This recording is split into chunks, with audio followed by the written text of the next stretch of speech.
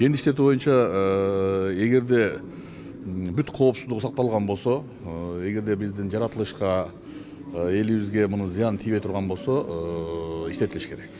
Мен илгертен бери эле уран менен торий иштетилсин деп айтып келатам. Бул жыйын жогорку кеңешке келерден баштап эле. Себеби Казакстан менен Өзбекстан дүйнөдө 4-5 орунда экен, алар өзүнүн урандарын иштетип байып атышат өлкөсү. Биз эмне үчүн иштетпейбиз? Кызыломполду көрдүңөр беле? Кызыломпол бозоруп эле жаткан жер. Мен ошол жердин ар жагында менин айылым бар. Мени сүйүндүргөнү бул жерден хвостохранилище болбойт. Уулуу заттар менен иштетилбейт. Уран ал жерде 2,5-3%ке чейин эле, калганы магнит титан деп атышат. Үстүнкү слойду суу менен чайкап алып, кара балтага келип иштетип, андан аркы руданы сатышат. Биз уранды байытканга кудуретибиз жетпейт. Дүйнөдө 4-5 өлкө бар уранды байыткан. Кытай, Россия, Америка, Франция болду, башка өлкөлөр байыта албайт. Мүмкүнчүлүгү жок. Эң радиациялуу бул уран, байытылган уран опасный. Ушуну кичине түшүнсөк, ана азырдан баштап балыкчыдан тоңдон балдарды алып, балдар чогултуп, уже Россиядагы урановый месторождениялардан, уран менен иштетилген жерлерден окутканга даярдап атышат. Миңдеген жакын элдер ошол жерде иштейт. Миллиондогон акча түшөт Тоң району менен балыкчыга. Балыкчы шаарында эчтеке өндүрүш жок. Кыйналып турат эл, жанчылып, чайналып. Анан ысык көлгө зыян келсе, мен биринчи каршы чыкмакмын. Ар жакта мен тууган уругум жатат, айылым жатат. Мени сүйүндүргөнү хвостохранилище менен химиялык элементтер менен иштетилбейт дегенде. Буга кепилдик берип атат. Кепилдик бузулса анда ошол убакта көрөбүз, каршы чыгабыз.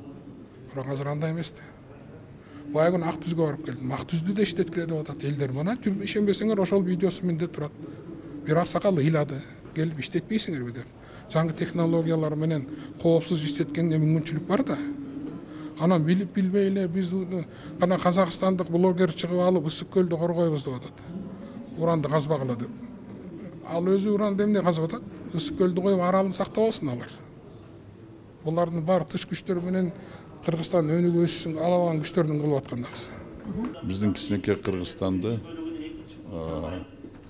7 миллион калкы менен аябай ыңгайлуу климаты менен, аябай ыңгайлуу гармониялуу климаты менен вообще биздин бүт баардык шартыбыз мындай да.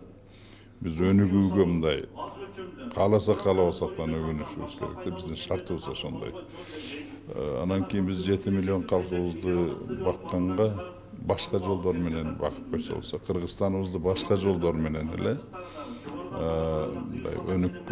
өнүгүү жолуна түшкөн мамлекетке айландырып, элибиздин кирешесин көбөйтүп, жашоо деңгээлин жогорулатып, мындай айтканда жашоо сапатын жогорутуп койсо болот да. Ошондуктан бул жерде биздин өнүкпөй атканыбыздын себептери мындай, самый главный системный себептер да. Бул 30 жылдан бери калыптанып калган себептер.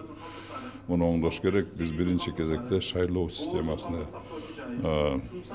мындай кескин, решительный реформирование кылышыбыз керек. Себеби деген азыркы биздин калыптанып калган шайлоо системабыз алдын ала эле заведомо мындайча айтканда коррупциялык бийликти формировать эткен шайлоо система түзүлүп калган да бизде. Ошондуктан биздин биринчи тоскоолдук өнүгүүбүзгө бул коррупция. Экинчиси биздин жанагы калыптанып калган банк финансы системасы.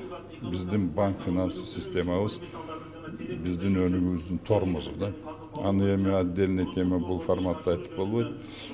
Аны ошонун артынан мисалы 1000 президент өз баш болуп деле жанагы пайыздарды ылдыйлаткыла дегенге эч кандай болбогон себеби ошонун артынан болот. Ошонун артынан биздин экономикабыздын структурасы дагы мындай кыйшайып калган десек болот да. Ошондуктан жанагы пока биз экономикабыздын структурасына, биздин рыноктун структурасын оңдомайынча, биздин жумшаган акчабыз бүт бардыгы бизге каршы иштеп, только инфляцияга алып келет.